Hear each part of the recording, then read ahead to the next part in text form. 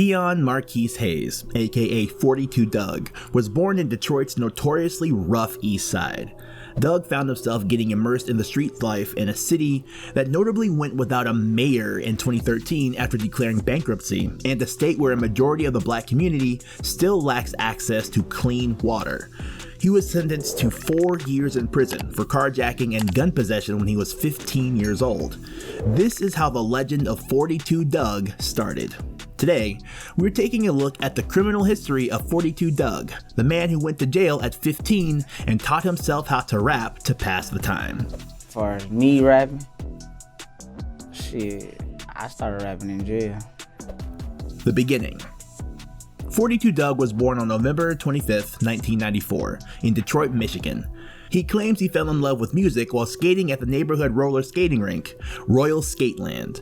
There, he began to listen to artists such as T-Pain, Pretty Ricky, the Yin Yang Twins, Young Jeezy, T.I., and others.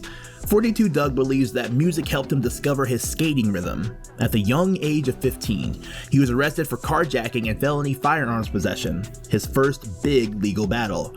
He then went on to receive a 4-year prison sentence. 42 Dugg would face a further 2 years in prison for his involvement in a physical altercation during his term. When I was in jail, I did 6 years. I had 4.5 years for carjacking. Ended up doing 6 in the whole. You feel me? He claims to have been placed in solitary confinement twice during his prison term. The first time he was punished because he threw hot water on another inmate. He was taken to prison for the second time after a police officer wrote him up for threatening behavior. 42 Dugg's rap career began in solitary confinement. He claims that during his initial confinement, he was unable to produce any songs he thought were good. During his second spell in the hole, though, he would create the lyrics for several future songs that would go on to become hits. 42 Dugg created his first rap verses in this tiny, cramped jail to pass the time. He would rap those lines to his fellow inmates during the 1 hour he was allowed to leave confinement each day. This is where 42 Dugg originally got a following. The life of crime. Although 42 Dugg has kept his hands clean for the most part after serving his 6-year sentence, he has recently found himself in some legal complications. Since 2010, the rapper has been on probation. He broke his probation and was arrested on federal gun charges in March 2020 for shooting a gun at Stoddard's Range and Guns in Atlanta.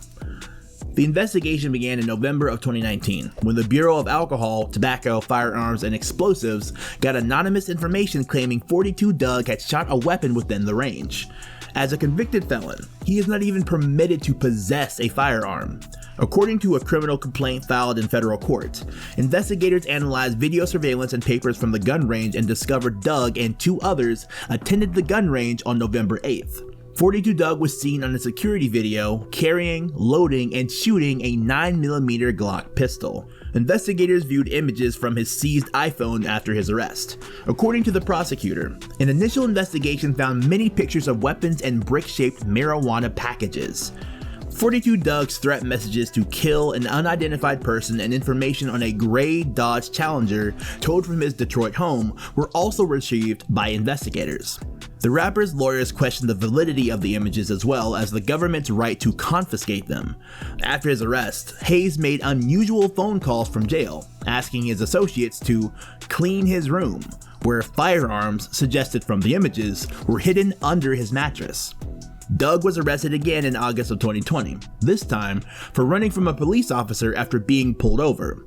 He was able to make a clean run while fleeing but was arrested 2 months later after a detective checked his plates and discovered that the rental automobile he was driving was registered to a local promoter.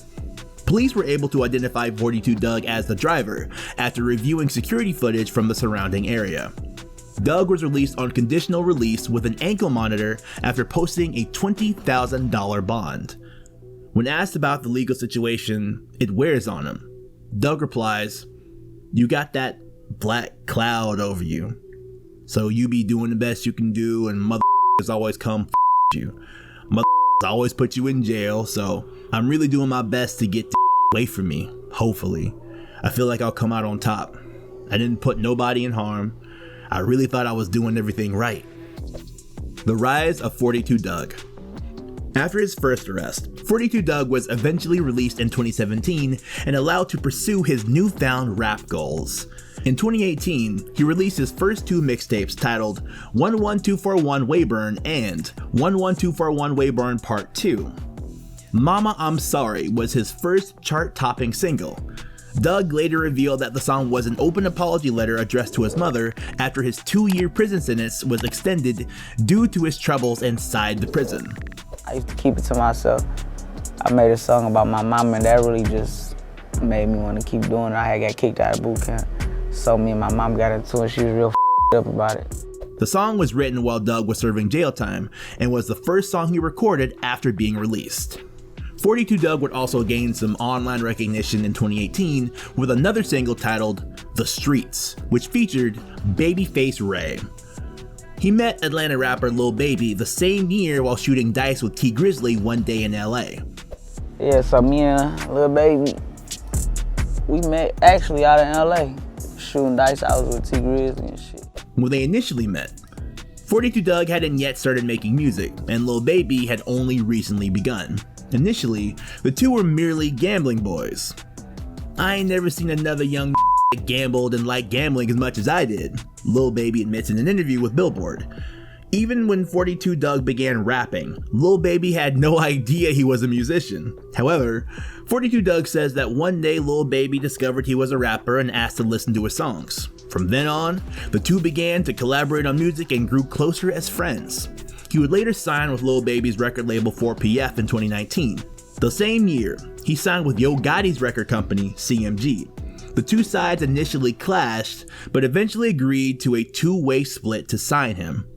42 Dugg was brought out at a Detroit event during Meek Mill's Motivation Tour to promote his album, Championships. Yo Gotti walked out during Meek Mill's act and put a GMC chain around 42 Dugg's neck, announcing that he had signed him to the label.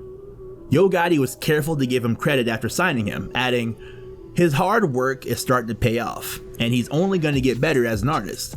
Baby and I know Dugg has the potential to be a superstar, and we're both going to do everything we can to keep putting him in the best positions to succeed." 42 Dugg goes big. 42 Dugg's fan base increased enormously in 2020, getting 2 features on Lil Baby's sophomore album, My Turn. In just 6 months, the album became double platinum. The song Grace peaked at number 48 on the Billboard Hot 100 chart and stayed on the chart for a total of 15 weeks. We Paid reached number 10 on the Billboard Hot 100 chart and stayed there for 12 weeks, and the music video has received over 100 million views. 42 Dugg had cemented his place in the rap game at this time. He followed up on his critically praised debut album Young and Turnt with a deluxe version, Young and Turnt 2, in March of 2020. Not a Rapper, featuring Lil Baby and Yo Gotti, was the project's standout track. The project garnered positive feedback from the general audience, as well as several other well-known rappers like Tyler the Creator, Jay-Z, and others. Tyler the Creator has made clear his desire to produce music for 42 Dugg. More controversies. In an Instagram Live in July 2020, 42 Dugg was performing an unreleased song that drew the attention of rap enthusiasts all over the world. The lyrics of the song appeared to be, "I was out here sucking I was trying to pay the rent," in the stream. The video of the song playing quickly went viral on social media, with many fans labeling the rapper as gay. 42 Dugg, on the other hand, promptly clarified the situation on Twitter with the revised lyrics, "Out here sucking I was trying to pay her rent."